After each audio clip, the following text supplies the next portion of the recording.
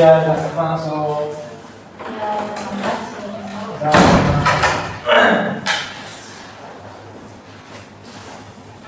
Izin memperkenalkan diri, nama saya Isan Bukhari, atau bisa dipanggil Isan atau kakak atau abang.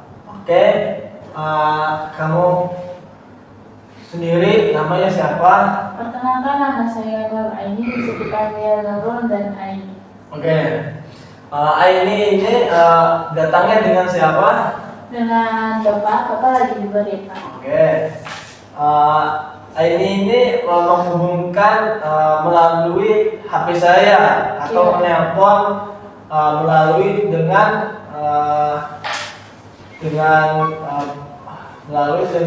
HP ya. Iya. Oke. Selanjutnya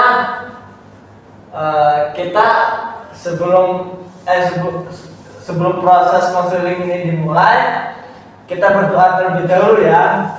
Berdoa dimulai.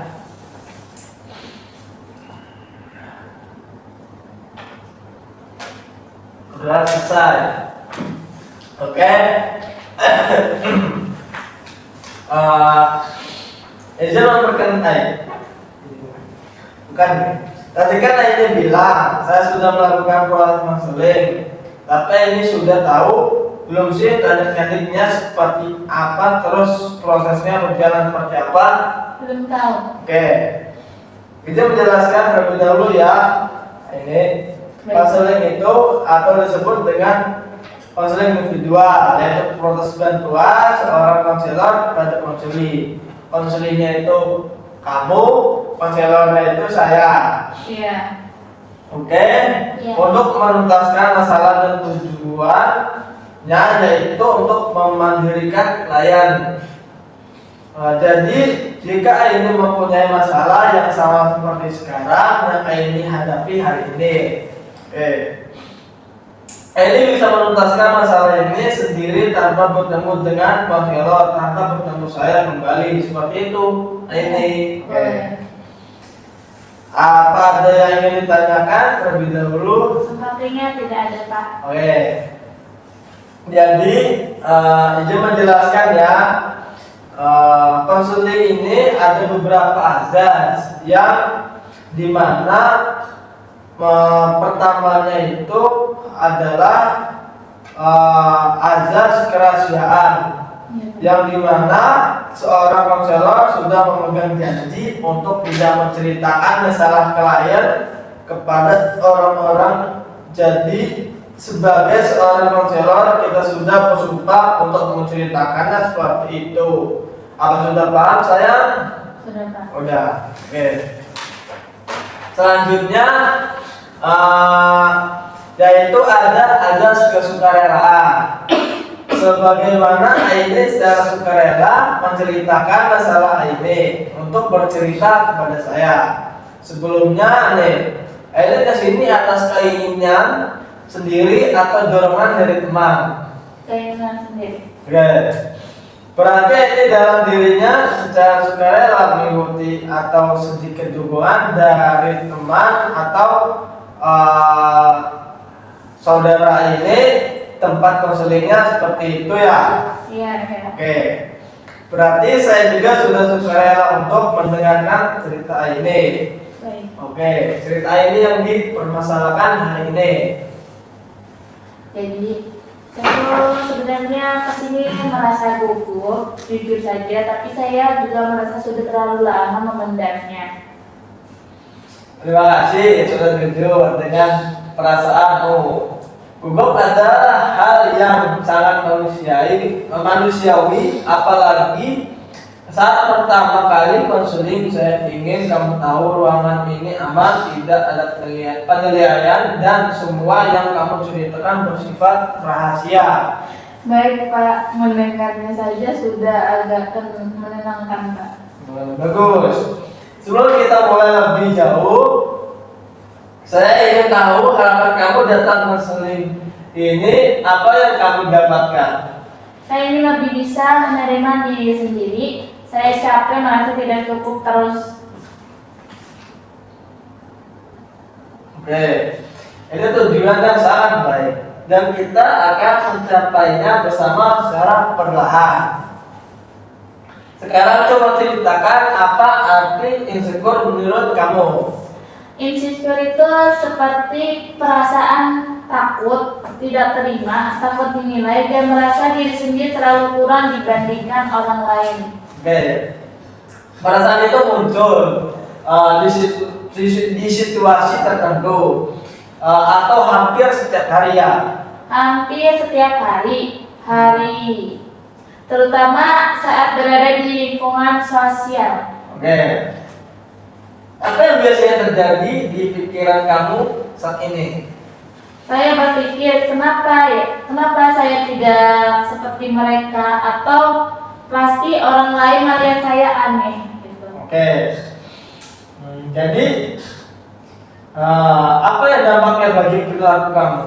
Saya jadi diam, tidak percaya diri, dan kadang menolak kesempatan karena takut gagal. Apa pernah ada momen di mana insecure ini membuat kamu merasa sangat sedih atau tertekan? Sering, Sering. kadang sampai menangis sendiri dan mempertanyakan pada diri sendiri. Oke. Overthinkingnya terlalu tinggi saya, Pak. Jadi saya pada kebingungan cara ngilanginnya. Oke. Terima kasih sudah berbagi dari cerita kamu. Saya melihat betapa beratnya beban yang kamu pukul sendirian saat ini. Mari kita lihat sedikit ke belakang. Apa sejak kecil kamu sudah merasa seperti ini? Iya, saya sering dibandingkan dengan orang lain, baik oleh keluarga maupun lingkungan. Oke. Bagaimana perasaan kamu saat dibandingkan? Saya merasa tidak cukup, seolah apapun yang saya lakukan itu selalu salah di mata orang-orang. Gak pernah melihat saya itu kebaikannya gitu loh, gitu Pak. Kebaikan apa yang kamu miliki dengan perasaan orang-orang lain? Ya kadang menolong, kadang mendengarkan cerita-cerita orang. Kalau orang mau cerita ke saya dengarkan. Tapi ketika saya mau ngobrol, orang itu malah kayak nggak dengerin, diabaikan segala, kayak merasa ini merasa dihargai nggak sih gitu loh. Yang membuat kamu tidak dihargai itu seperti apa? Ya itu diabaikan, terus kayak ya gitu diabaikan. Oh gitu, oke. Apakah perasaan itu masih terbawa sampai sekarang? Iya, Oke. soal itu seperti masih ada di kepala saya. Oke. Kadang dibilang nggak jelas kamu ya, minggu-minggu kalau saya mau ngobrol tuh, mau ngasih tahu ini tempat ini, kayak misalnya mau jalan-jalan nih, jalan-jalan kan kadang orang teman-teman tuh ya ngasih saran, yuk kita ke pantai sini, sedangkan saya mau kasih tahu malah menolak gitu. Giliran teman sebelahnya ngasih saran malah diterima, jadi kayak apa ya, Iri, maksudnya. bukan iri, kayak nggak dihargain gitu pendapat saya, sedangkan pendapat orang lain malah dihargain gitu. Itu yang sering kita sebut sebagai inner critics atau suara batin yang terbentuk dari pengalaman masa lalu, tapi terus hidup sampai dewasa. Jadi itu bukan suara yang saya sebenarnya. Bukan, itu suara luka, bukan suara jati diri kamu, melainkan perasaan kamu sendiri.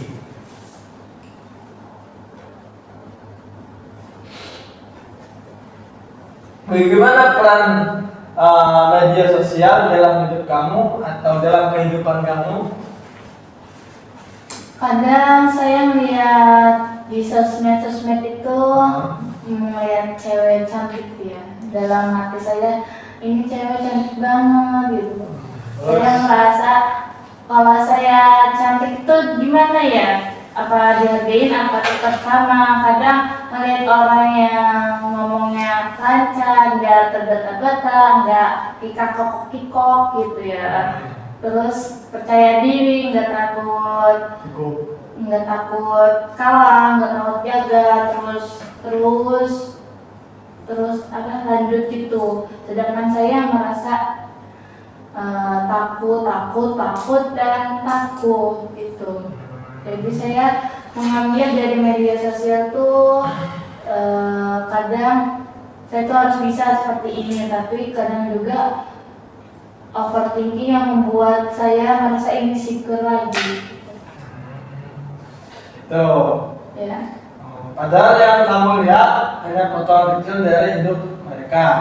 Kamu membandingkan kehidupan utuhmu dengan hidup orang lain. Iya. Oke. Insecure sering tumbuh dari perbandingan yang tidak adil. Saya ingin kamu tahu, perasaan insecure bukan tanda kelemahan, itu tanda kamu manusia dan pernah luka terhadap diri kamu sendiri. Apa yang kamu pernah luka terhadap orang lain?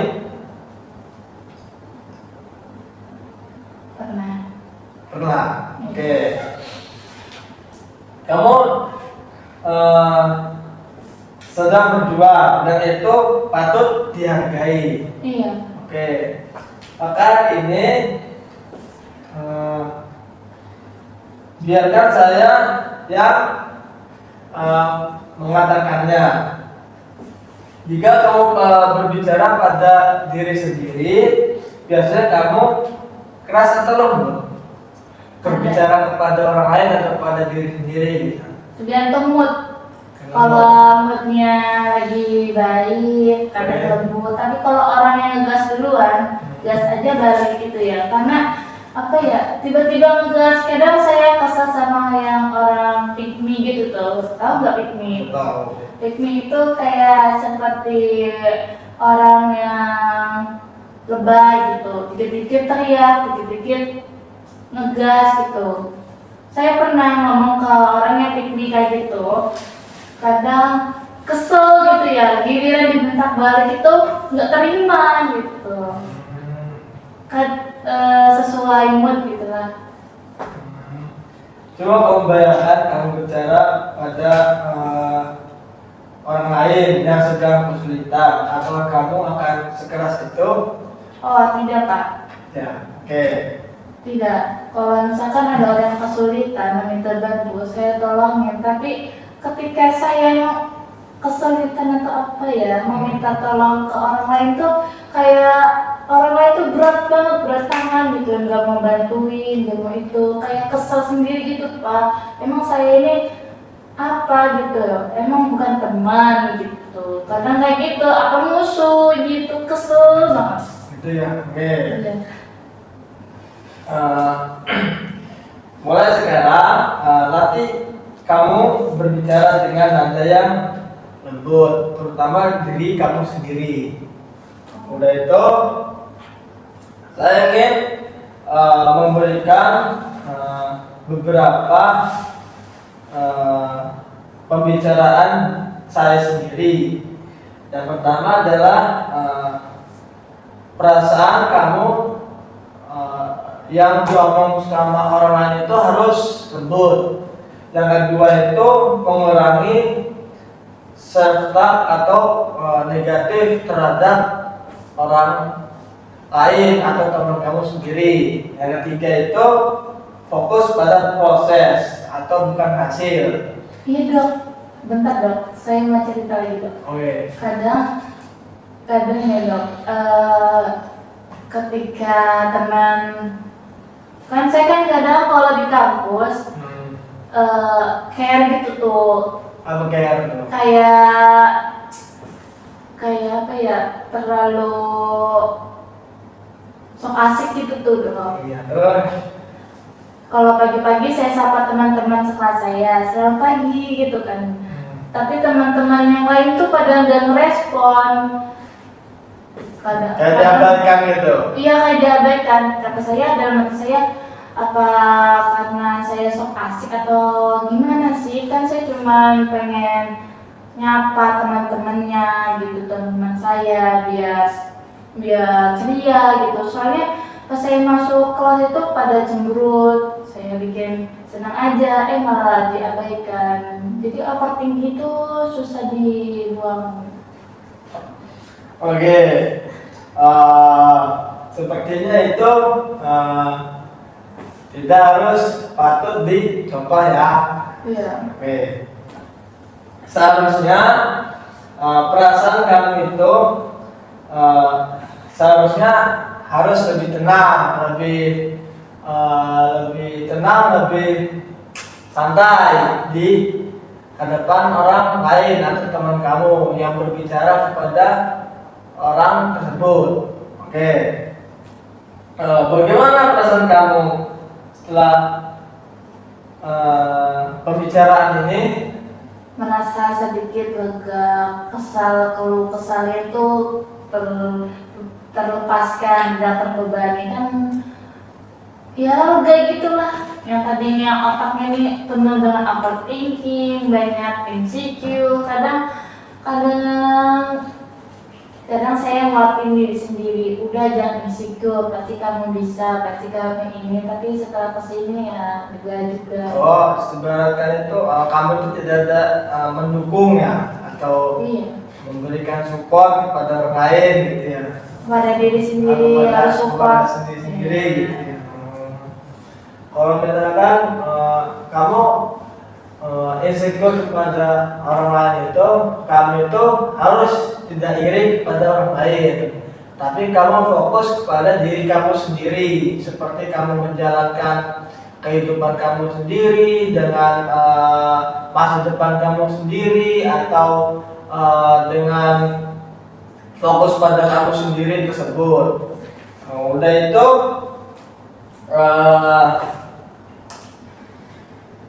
sekarang lebih tenang atau bisa didengarkan atau bisa dimengerti? Saya lebih tenang, lebih lega, tapi sedikit ada rasa ya ganjil gitu tuh, kesel. Ya, Gitu. kalau misalkan dia yang ganjel, coba ceritakan lagi yang lebih detail dan lebih jelas. Sepertinya sudah. Udah. Oke, kalau sudah kita akhiri konten ini dan membacakan doa terlebih dahulu. Berdoa dimulai. Berdoa selesai. Baik, mari saya antarkan terlebih dahulu. Terima kasih. Iya, sama-sama.